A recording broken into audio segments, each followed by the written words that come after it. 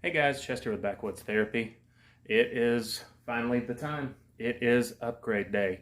Today I'm putting the 35s on the Jeep JL. I'm getting ready to head out and go to Discount Tire, and we are gonna get them on. So, uh, what did I land on? Well, you'll find out today. But first, before we do, I just want to get a quick look at what it currently looks like. So, that's the current tires. They're Yokohama Geolandar AT tires. They're a 285 7017. And they've done pretty good, but they're just not aggressive enough. So we're going to fix that. So I got my handy dandy tape measure out, and I measured from the ground. I'm on flat ground in my garage right now. I measured from the ground to the inside of my fender here, and I've got about 38 inches of ground clearance. So we're going to see just how much of a difference 35s actually make. These tires actually end up measuring out to about a 32 inch if you actually measure them from the ground to the top of the tire.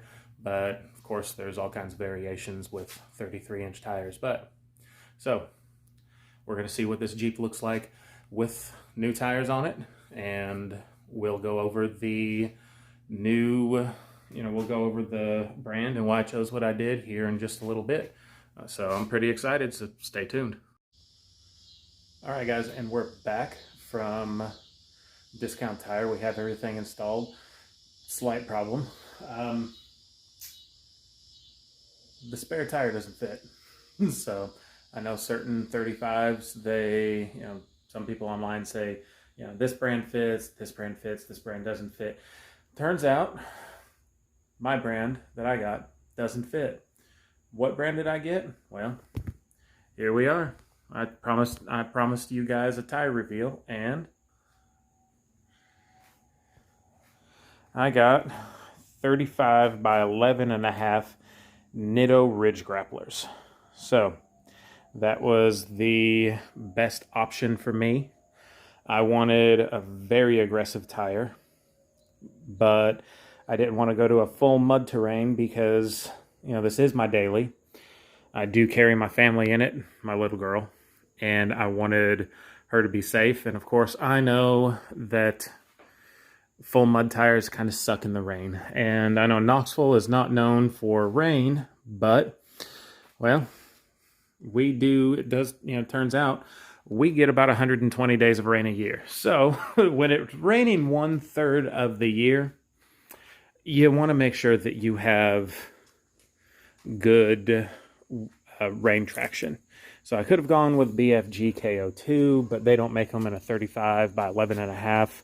They pretty much, they make them a 35 by 12 and a half. I decided not to go with the 12 and a half because I only have a 7.5 inch wide rim.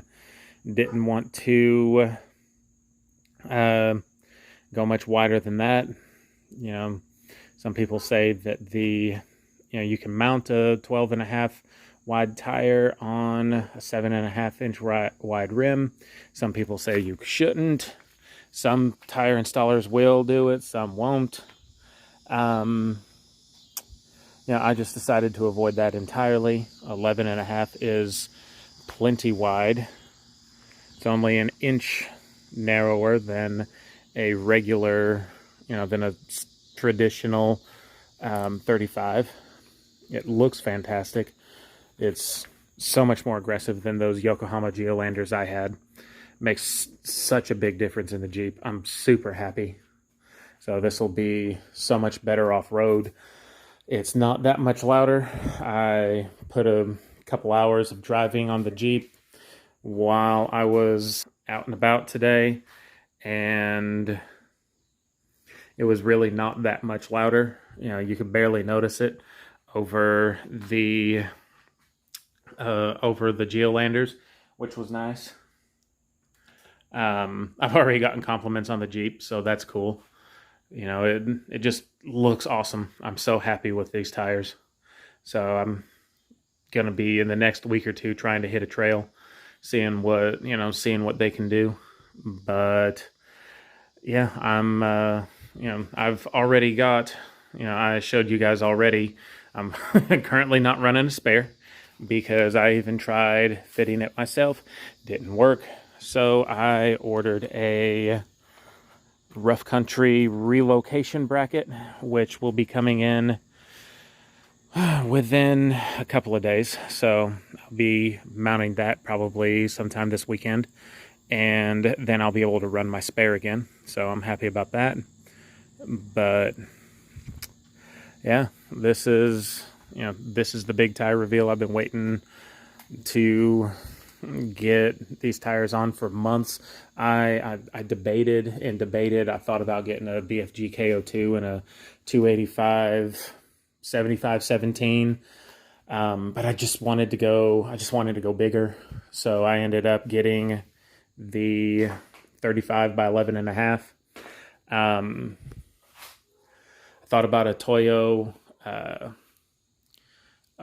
Open Country AT3, but those just weren't aggressive enough. They would have been better in the mud and the snow and rain, but these tires still do good in rain and snow from what I've read. They just don't do excellent, but it snows so little here every year that good is good enough. And I'm generally a pretty careful driver anyway, so range should really not be an issue for me. I don't have a particularly lead foot. So yeah, this is the big tire reveal.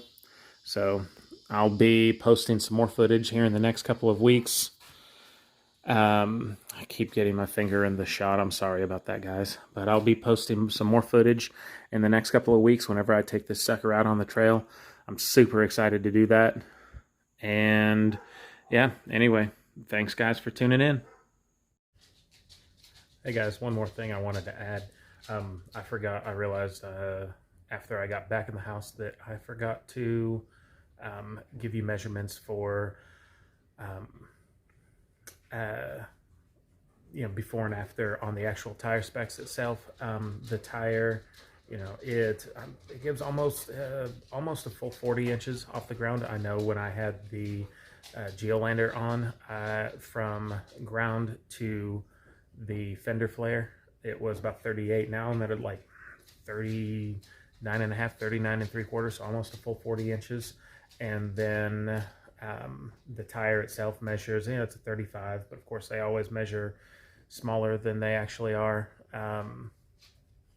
But it measures a full, about 34 inches even. So that's still pretty good for, for a, 35. I mean, I've heard some brands like the KO2s can, their 35 measures like a 33 and a half. So, but anyway, yeah, ground clearance is good too. I got under the Jeep and I measured from the ground to the bottom of the rear diff. It's like, like 11 and a half inches. It's, pretty good amount of ground clearance. So, pretty much like a Rubicon. So I'm happy with that. So just wanted to throw that into the video real quick. So, that way you guys had something to compare to. All right. Thanks guys.